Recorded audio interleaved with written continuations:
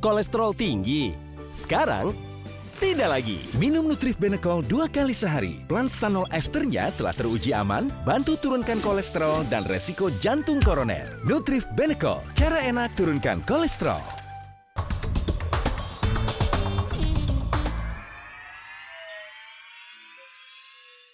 Dipersembahkan oleh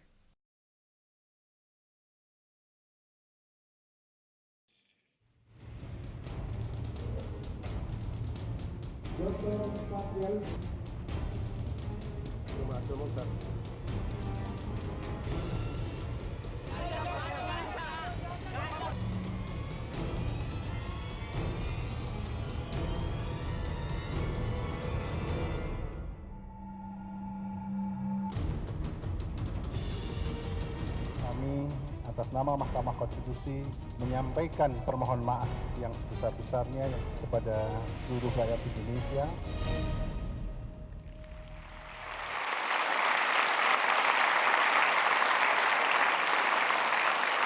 Terima kasih Anda terus di Mata Najwa Mencari Yang Mulia. Saya ingin tunjukkan kepada Anda daftar gaji Ketua Mahkamah Konstitusi dan juga Hakim Konstitusi. Siapa tahu kemudian ada yang tertarik untuk mendaftar. Waktunya sisa 2 hari lagi. Ini dia, berapa penghasilan Anda kalau memang Anda menjadi Hakim Konstitusi.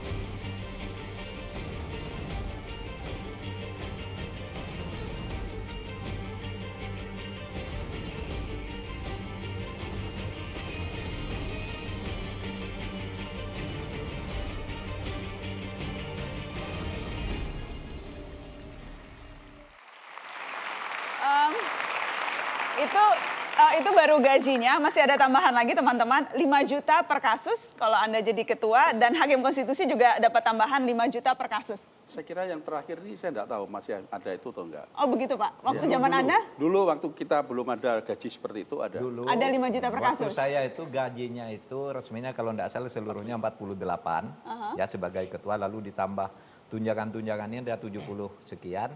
Lalu setiap nangani satu perkara itu dapat 5 juta. Sehingga memang dulu zaman saya kira-kira pendapatan tuh ya 100 juta lah bersih. Tapi kalau ada perkara. Iya, kalau ada perkara. Nah, kalau sekarang ini ada atau tidak ada perkara segitu sudah jauh lebih besar. Kalau masih korupsi ya lebih amat sangat keterlaluan gitu.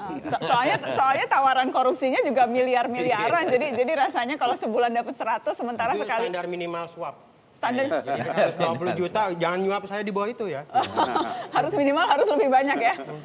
Yang Nanti itu kalau pergi ke daerah, pergi ke luar negeri masih ada uang lagi lah itu. Misalnya kalau ke luar negeri sekian nanti ada uang apa sisanya sekian ribu dolar gitu biasanya. Dan biasanya kalau saya lihat Ketua MK sekarang sering kali ke luar negeri kan banyak itu juga uangnya mestinya.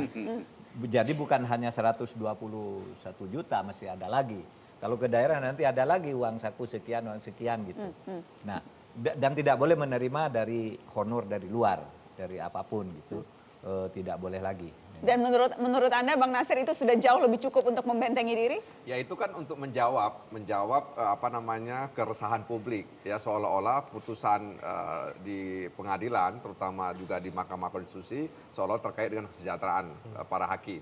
Akhirnya kan DPR yang punya kuasa dalam arti mengesahkan anggaran dengan pemerintah, ya memberikan apresiasi soal itu, sehingga kemudian memang tidak ada alasan kalau gara-gara soal gaji, kalau kemudian hakim mengenyampingkan nilai-nilai yang seharusnya dia pegang seperti itu. Tapi kalau kita lihat daftar tadi kan cukup luar biasa, ya cukup besar, seperti yang dikatakan Prof. Mahfud tadi, ada tambahan-tambahan di luar gaji yang diterima oleh hakim tadi itu.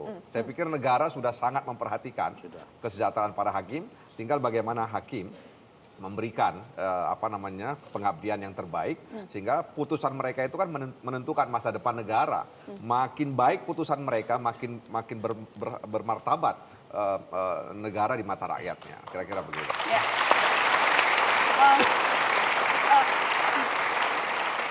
Tapi yang jelas selain remunerasi yang cukup baik, harus ada sistem yang memang memastikan agar orang yang tadinya mau tergoda akan bisa kembali ke jalan yang lurus begitu. Apakah sistem-sistem seperti itu sudah ada inherent di dalam Mahkamah Konstitusi? Kalau kita lihat di kasusnya Pak Patrialis Akbar tadi soal remunerasi gaji bukan satu faktor pendorong. Ada faktor kerakusan, kemudian yang kedua lemahnya pengawasan di internal Mahkamah Konstitusi. Saat ini kan yang bicara soal pengawasan itu hanya mengandalkan Dewan Etik Mahkamah Konstitusi.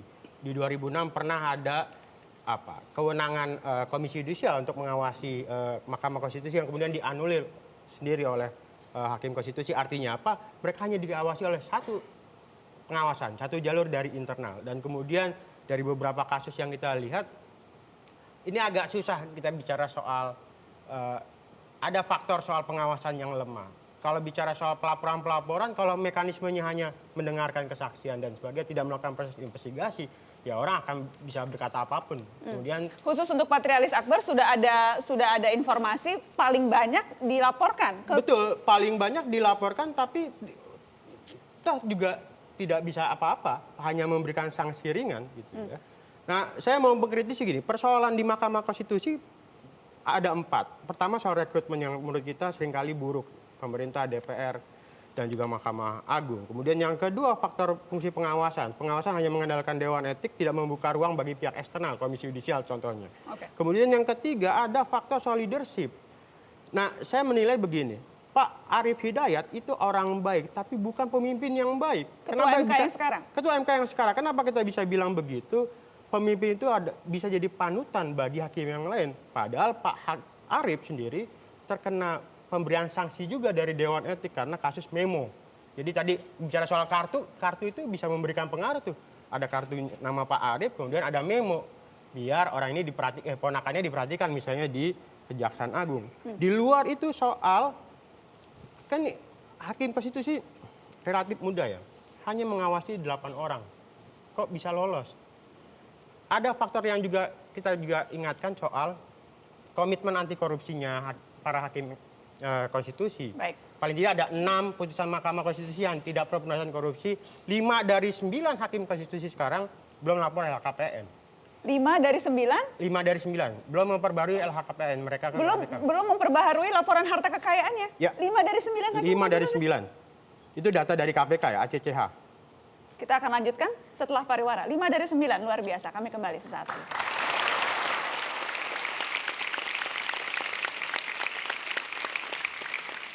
Dipersembahkan oleh